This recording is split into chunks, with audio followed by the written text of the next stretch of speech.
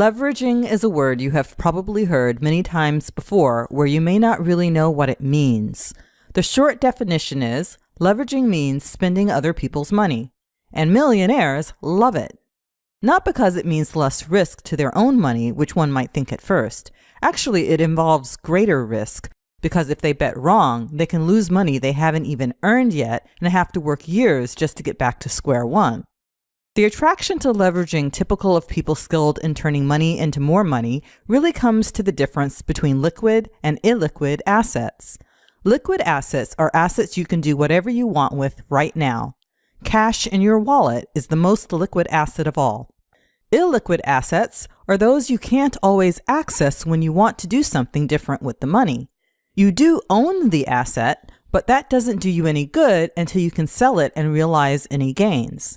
Real estate is a common illiquid asset. It may take a year to sell a house you're trying to sell. Enter leveraging.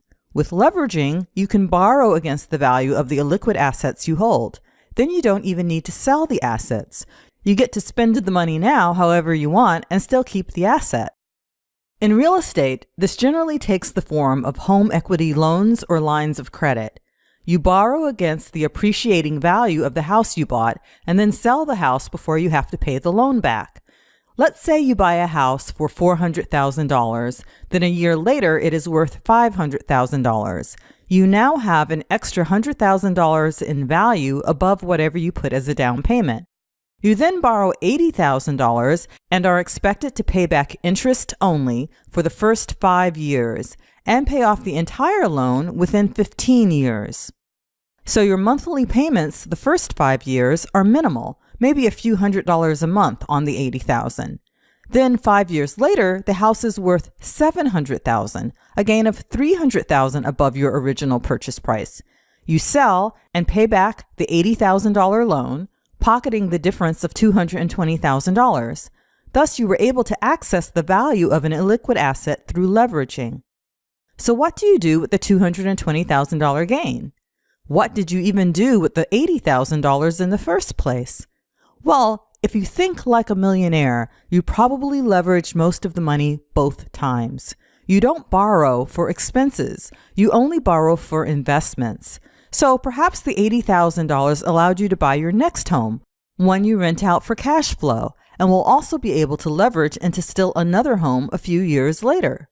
Or perhaps you invest the money in hiring programmers to develop an app for you and marketers to drive buyers to your website so that they can buy the app. Whatever you choose to do with the money, you definitely use leverage for one reason only, and that is to fund an investment. I have in the past used leverage to finance my time investment in a new business that I was growing. I didn't have necessary cash flow, so borrowed against assets to finance my living expenses while I built up a new business. Despite the fact that it didn't work out for that business, mainly because I didn't reduce my living expenses at the same time and also had a not so good business idea to begin with, I did learn one thing of value from the experience. It is this: when you bet right, leveraging multiplies your gains. When you bet wrong, leveraging multiplies your losses. Take the example of real estate investing again.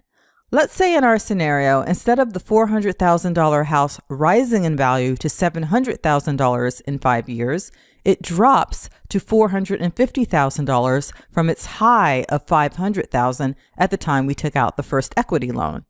And it doesn't go back up until year 7. Now when year 5 comes around, we need to start paying back the principal and interest on the $80,000 loan. And we can't afford to sell the house unless we sell at a loss. That's because we owe $480,000 on the house, but it is only worth $450,000 in the current market. We need to somehow make it to year 7 in order to break even and get out without a loss. Unless what we did with the $80,000 loan has resulted in gains far greater than our losses on that first property. This is the math of leveraging, and it goes on constantly, both in the lives of individual investors like homeowners and within businesses, leveraging to even out cash flow, to pay salaries, even though their income may come up and down over the course of a year, hedge funds through short selling, forex trading, etc. You are repeatedly betting that you are making such a good financial decision that you want to reap more gains than your liquid assets would allow. You want to have your cake and eat it too. So you assume the risk, and if you're right, you multiply your wealth at a far greater rate. If I seem to be coming down against leveraging, let me correct that impression.